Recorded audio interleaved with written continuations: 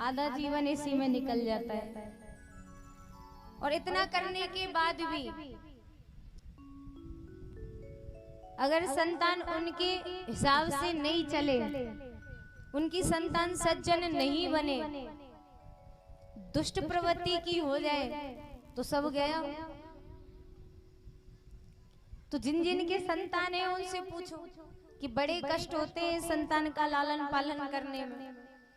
तुम्हारे बड़े सौभाग्य है कि तुम्हारे कोई संतान नहीं है। भगवान तुमसे चाहते हैं कि तुम भजन करो। संतान की जो उलझन है इसमें मत फंसो। तुम्हें संतान भगवान ने इसीलिए नहीं दी कि तुम भजन करो, एकांत में रहो, अकेले रहो। इसमें दुखी होने की कोई बात नहीं है। लेकिन आज के समय में ज्ञान किसको चाहिए? आत्मदेव जी ने कहा महात्मा जी से, ज्ञान अपने पास रखो, हमें संतान प्राप्ति का कोई मार्ग बताओ। ऐसा सौभाग्य हम नहीं चाहते जिसमें हमारे संतान नहीं हो।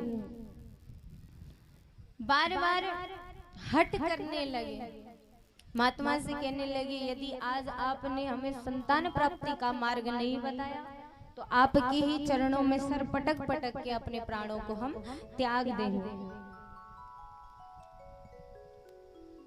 संत जन कब चाहते हैं ऐसा हो? करुणावश साधु महात्मा ने देखा कि अपने प्राणों को त्याग ही देंगे, नहीं मानेंगे, हट पे बैठे हैं। करुणावश महात्मा ने उन ब्राह्मण को एक फल दिया। महाराज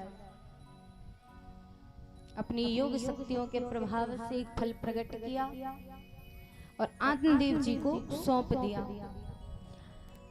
उन्होंने बताया कि इस फल को अपनी पत्नी को खिला देना, कुछ समय बाद तुम्हारी पत्नी से एक संतान प्राप्त होगी, एक पुत्र प्राप्त होगा। लेकिन महाराज केवल पुत्र प्राप्त होना पर्याप्त नहीं है, पुत्र का सज्जन होना भी पर्याप्त है।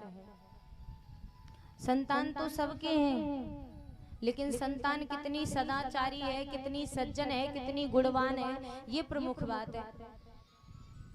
संतान तो सबके है, किसी की संतान दारू पी रही है, किसी की कुछ कर रही है, किसी की कुछ, लेकिन संतान होना केवल पर्याप्त नहीं है। संतान सुख यदि चाहते हैं तो संतान सदाचारी होनी चाहिए, सज्जन होनी चाहिए। इसके लिए क्या करना है? अपनी पत्नी को जब फल सौंपो तो उनको बताना, कुछ नियम उन्होंने बताए महाराज। अभी उनकी पत्नी के लिए नहीं है, ये सबके लिए है, ध्यान से